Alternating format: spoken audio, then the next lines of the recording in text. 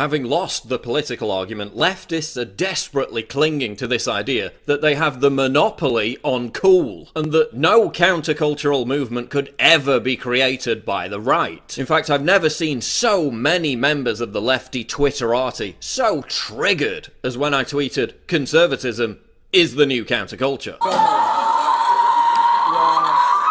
So I tweeted it again, and again, and again, and again. I'm triggered. Seriously, I know the word triggered gets overused now, but this was a deluge of butthurt. What are they so afraid of? Well, as Breitbart said, politics is downstream from culture. Most young people who aren't paying attention to the news get their opinions from celebrities. Hollywood and the entertainment industry viciously polices the boundaries of accepted opinion, so that anyone who strays from the leftist orthodoxy is ostracized and excommunicated. They're all for diversity, until it comes to diversity of thought. And that's why celebrities are so fucking boring. None of them dare express an original opinion. Because if they did, they'd be hounded out of a career by their intolerant peers. I mean, look at Eminem. He used to be happy to offend absolutely everyone. Christians, lesbians, feminists, the gay lobby. Now he's calling Donald Trump a bitch. Oh, how daring. That's so controversial. I mean, it's not like every other virtue-signalling twat in Hollywood and the music industry is doing exactly the same thing, is it? But the left is starting to lose their omnipotent control of counterculture. Why?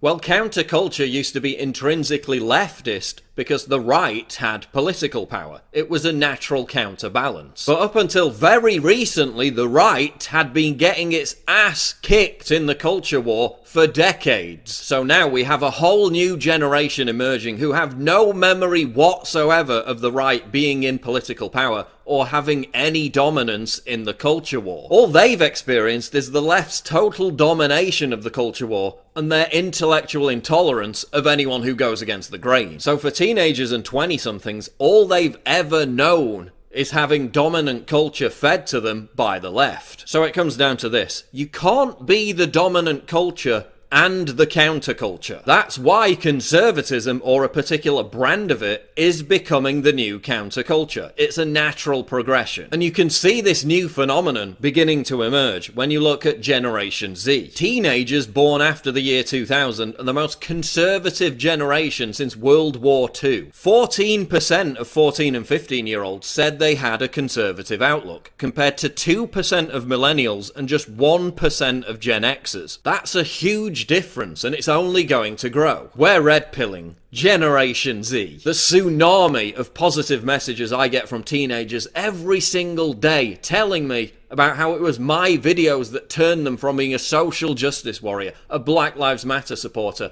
to becoming a conservative is staggering. They're sick to the back teeth of being forced to sit in classes about gender studies or colonialism and browbeaten about their original sin of being male, being white, or being a Westerner. Young people are rebelling against this stifling, safe space, trigger warning, PC attitude in droves. Conservatism is the new counterculture. Why? Because progressives are the new Puritans. They're completely joyless and authoritarian. In the 1970s, the Christian right protested to try and shut down Sex Pistols concerts. They called on radio stations, venues, and TV networks to no-platform the Pistols because they found them offensive. No. What was the rude word?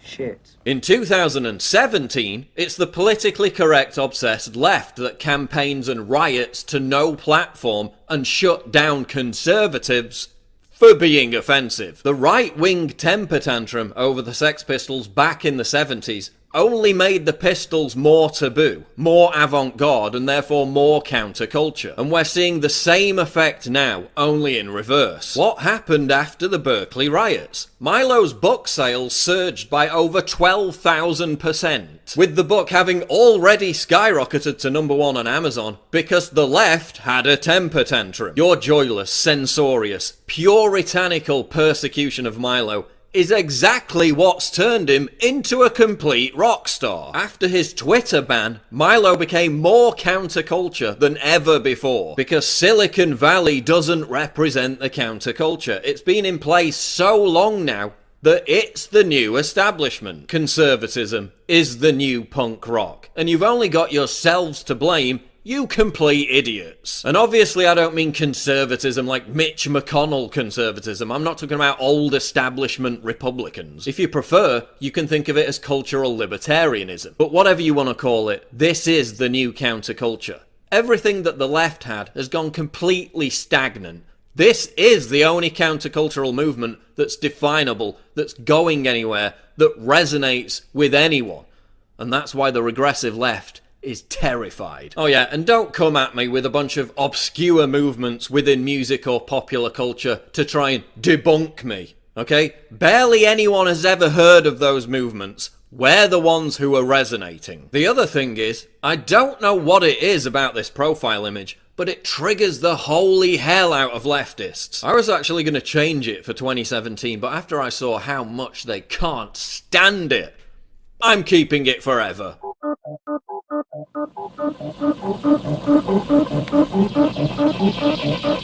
I also made it more triggering by adding Trump and an executive order that says conservatism is the new counterculture. Your avatar versus what you really look like. Yeah, Superman versus Clark Kent. Oh yeah, and you look like this. When your dog is more attractive than you, probably wise to stop throwing stones from within that glass house. You want to talk about fake news? The state of your profile pic compared to what you actually look like?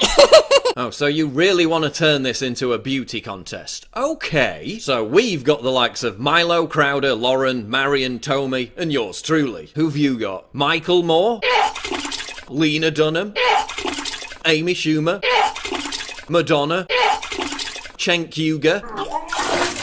Yeah, good luck with that. Studies show that conservatives are more attractive, and that's another reason why we're taking over the counterculture. Because no matter how much you try and make it that way, being fat and ugly isn't cool. Studies also show that 92% of left-wing activists live with their parents and 90% are single. In other words, leftists are statistically far more likely to be complete losers who spend all day masturbating alone in their mom's basements. And that's not cool either. So when Generation Z sees smart, attractive, rebellious, daring, successful people pissing off the Puritans, pissing off the authoritarians at school who lecture them all day about what they can and can't say and how they should behave, obviously they're naturally going to be drawn to us. That's why we're resonating so much with young people. That's why conservatism is the new punk rock. Conservatism is the new counterculture. Bing, bing, bing, bing, bing, bong. I'm triggered.